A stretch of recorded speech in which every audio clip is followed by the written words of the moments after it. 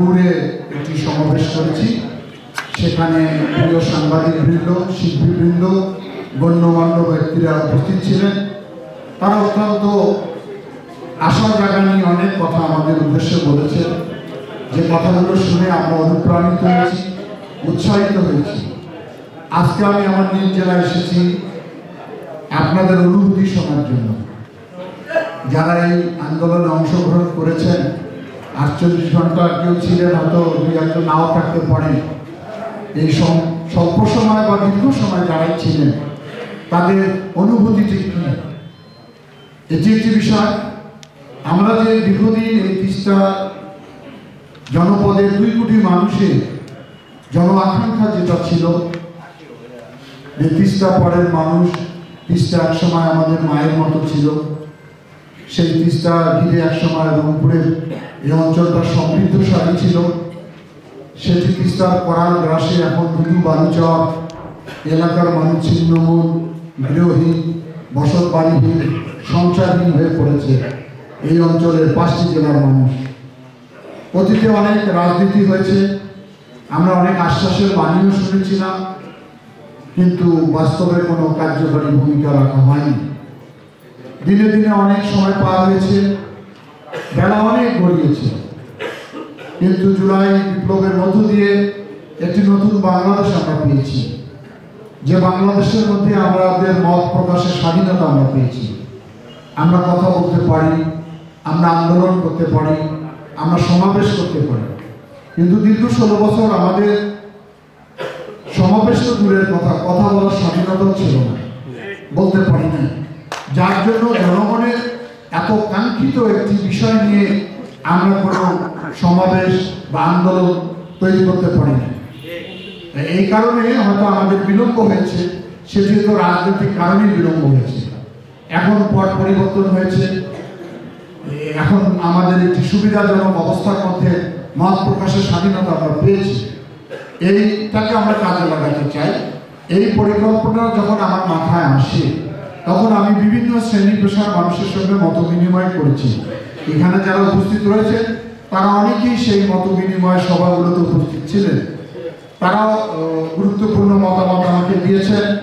আমি আপনাদের মতামতের ভিত্তিতে রংপুরের বৃহত্তর রংপুরের 5টি জেলায় আমি সফর করেছি।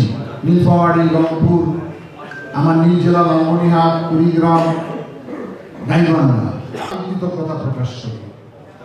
এবং সর্বোপরি আমি বিভিন্ন প্রতিষ্ঠান, ব্যবসায়িক প্রতিষ্ঠান, সামাজিক সংগঠন, তারা এখানে অংশগ্রহণ করেছেন, সরব উপস্থিতি তাদের ছিল।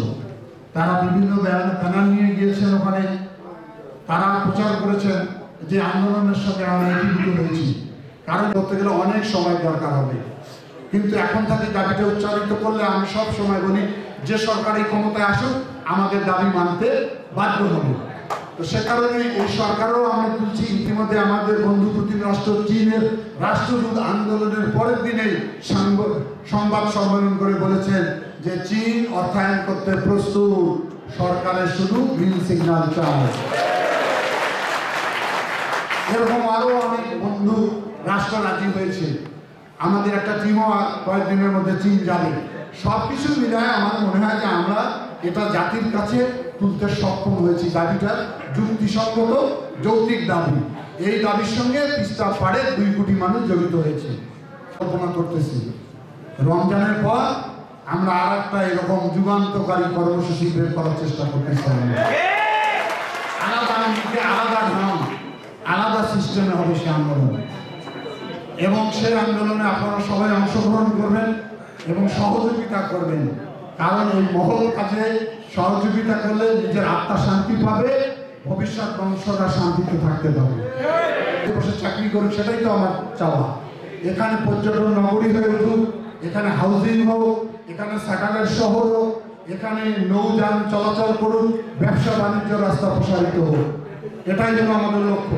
এরকম ছোট মোটো অনেক কাজ হয়তো ডেভেলপমেন্ট আমরা করব, কিন্তু তার চেয়ে একটা কাজ করলে আমার মনে এই অঞ্চলের জন্য আর বড় কাজ না করলেও চলবে।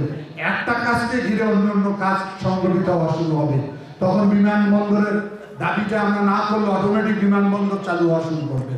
তখন আরো যোগাযোগ ব্যবস্থা সাবলীল হবে।